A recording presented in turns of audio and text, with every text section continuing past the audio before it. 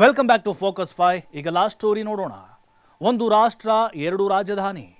ಈ ಕ್ರಮಕ್ಕೆ ಈಗ ಮುಂದಾಗಿದೆ ಚಾಣಕ್ಯರ ರಾಷ್ಟ್ರ ಜಪಾನ್. ಅಷ್ಟಕ್ಕೂ ಜಪಾನ್ ಟೋಕಿಯೋ ಬಿಟ್ಟು ಇನ್ನೊಂದು ರಾಜಧಾನಿ ಯಾಕೆ ಹುಡುಕ್ತಾ ಇದೆ? ಅದಕ್ಕೆ ಕಾರಣ ಭೂಕಂಪ ಭೂತ. ಈ ಬಗ್ಗೆ ಇನ್ನಷ್ಟು ಡೀಟೇಲ್ಸ್ ಇಲ್ಲಿದೆ. ಬುದ್ಧಿವಂತರ ದೇಶಕ್ಕೆ ಡಬಲ್ ರಾಜಧಾನಿ, ಕಂಪಿಸುವ ರಾಷ್ಟ್ರ ಆಗುತ್ತಾ ಎರಡು ಭಾಗ.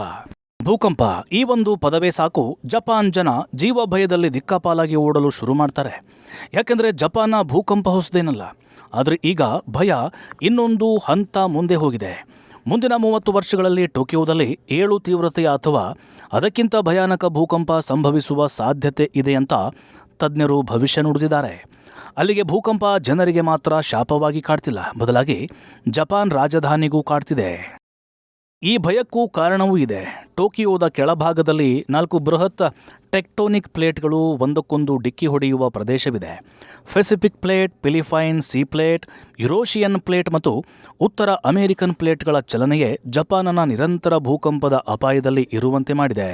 ಇನ್ನು 1868ರಿಂದ ಜಪಾನ್ನ ರಾಜಧಾನಿಯಾಗಿರುವ ಟೋಕಿಯೋ ಕೇವಲ ಆಡಳಿತ ಕೇಂದ್ರವಲ್ಲ, ದೇಶದ ಬಹುತೇಕ ಪ್ರಮುಖ ಕಂಪನಿಗಳ ಪ್ರಧಾನ ಕಚೇರಿ ಇಲ್ಲಿನೇ ಇದೆ. ಜಪಾನ್ನ ಸುಮಾರು 30% ಜನಸಂಖ್ಯೆ ಟೋಕಿಯೋದಲ್ಲೇ ವಾಸಿಸ್ತಾ ಇದೆ. ಲಕ್ಷಾಂತರ ಉದ್ಯೋಗಗಳಿಗೆ ಇದೇ ನಗರ ಆಧಾರವಾಗಿದೆ. ಅಂದರೆ ಟೋಕಿಯೋ ಸ್ಥಗಿತಗೊಂಡ್ರೆ ಜಪಾನ್ನ ಆಡಳಿತ, ಆರ್ಥಿಕತೆ ಮತ್ತು ಜನಜೀವನವೇ ತತ್ತರಿಸುವ ಪರಿಸ್ಥಿತಿ ನಿರ್ಮಾಣವಾಗಬಹುದು. ಇದೇ ಕಾರಣಕ್ಕೆ ಭವಿಷ್ಯದ ಅಪಾಯವನ್ನು ಗಮನದಲ್ಲಿಟ್ಟುಕೊಂಡು ಟೋಕಿಯೋಗೆ ಪರ್ಯಾಯ ಆಡಳಿತ ಕೇಂದ್ರದ ಕುರಿತು ಜಪಾನ್ನಲ್ಲಿ ಚರ್ಚೆಗಳು ಜೋರಾಗಿವೆ. ಈ ಪೈಕಿ ಒಸಾಕಾ ಪ್ರಮುಖ ಆಯ್ಕೆಯಾಗಿ ಪರಿಗಣಿಸಲಾಗ್ತಿದೆ. ಅದರ ಜೊತೆಗೆ ಮಿಯಾಗಿ, ಹೊಕ್ಕೆಡೋ ಮತ್ತು ಫುಕುವೋಕಾ ನಗರಗಳ ಹೆಸರು ಕೇಳಿಬರ್ತಿದೆ. ಆದರೆ ಕೊನೆಯದಾಗಿ ಒಸಾಕಾನೇ ಫೈನಲ್ ಆಗೋ ಲಕ್ಷಣಗಳಿದ್ದಾವೆ. ಜಪಾನ್ ಸರ್ಕಾರ ಹೊಸ ಆಡಳಿತ ಕೇಂದ್ರವಾಗಿ ಆಯ್ಕೆಯಾಗುವ ನಗರ ಭೂಕಂಪದ ಅಪಾಯ ಕಡಿಮೆ ಇರಬೇಕು, ರಾಷ್ಟ್ರೀಯ ಆಡಳಿತವನ್ನು ತಕ್ಷಣ ನಿರ್ವಹಿಸುವ ಸಾಮರ್ಥ್ಯ ಹೊಂದಿರಬೇಕು, ಉತ್ತಮ ಮೂಲಸೌಕರ್ಯ ಹೊಂದಿರಬೇಕು ಮತ್ತು ತುರ್ತು ಪರಿಸ್ಥಿತಿಯಲ್ಲೂ ದೇಶವನ್ನು ಮುನ್ನಡೆಸುವ ಸಾಮರ್ಥ್ಯ ಇರಬೇಕು ಎಂಬ ಮಾನದಂಡಗಳಲ್ಲಿ ಗಮನದಲ್ಲಿಟ್ಟುಕೊಂಡು ಹೊಸ ರಾಜಧಾನಿ ಯಾವುದು ಅಂತ ಹೇಳಲಿದೆ. ಜಪಾನ್ನಲ್ಲಿ ಪ್ರತಿ ವರ್ಷ ಕಡಿಮೆ ಅಂದರೂ ಸಾವಿರಾರು ಸಣ್ಣ ದೊಡ್ಡ ಭೂಕಂಪಗಳು ಸಂಭವಿಸುತ್ತಲೇ ಇರುತ್ತೆ.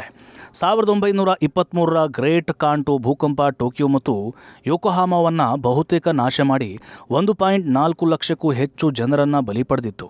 ಅಷ್ಟೇ ಅಲ್ಲ, 2011ರ ತೊಹೋಕು ಭೂಕಂಪ ಮತ್ತು ಸುನಾಮಿ, ಫುಕುಶಿಮಾ ಅಣು ದುರಂತಕ್ಕೂ ಕಾರಣವಾಗಿತ್ತು. ಈ ಭೀಕರ ಅನುಭವಗಳ ಹಿನ್ನೆಲೆಯಲ್ಲಿ ಜಪಾನ್ ಯಾವುದೇ ದೊಡ್ಡ ವಿಕೋಪ ಬಂದರೂ ದೇಶದ ಆಡಳಿತ ಸ್ಥಗಿತಗೊಳ್ಳಬಾರದು ಎಂಬ ಉದ್ದೇಶದಿಂದ ಪರ್ಯಾಯ ಆಡಳಿತ ಕೇಂದ್ರದ ಕುರಿತು ಹಲವು ವರ್ಷಗಳಿಂದ ಚರ್ಚೆ ನಡೆಸ್ತಾ ಇದೆ. ಈಗ ಹೊಸ ರಾಜಧಾನಿಯಲ್ಲಿ ಭೂಕಂಪ ನಿರೋಧಕ ಕಟ್ಟಡಗಳು, ಅಲರ್ಟ್ ಅಲಾರಾಂ ಸೇರಿದಂತೆ ಎಲ್ಲ ರೀತಿಯ ಎಚ್ಚರಿಕೆ ಕ್ರಮ ತೆಗೆದುಕೊಂಡೇ ಹೊಸ ರಾಜಧಾನಿ ಆಯ್ಕೆ ಮಾಡಿ ಕೊನೆಗೆ ಪ್ರಸ್ತುತ ರಾಜಧಾನಿ ಟೋಕಿಯೋಗೆ ಜಪಾನ್ ಪ್ರಜೆಗಳು ವಿದಾಯ ಹೇಳಲಿದ್ದಾರೆ.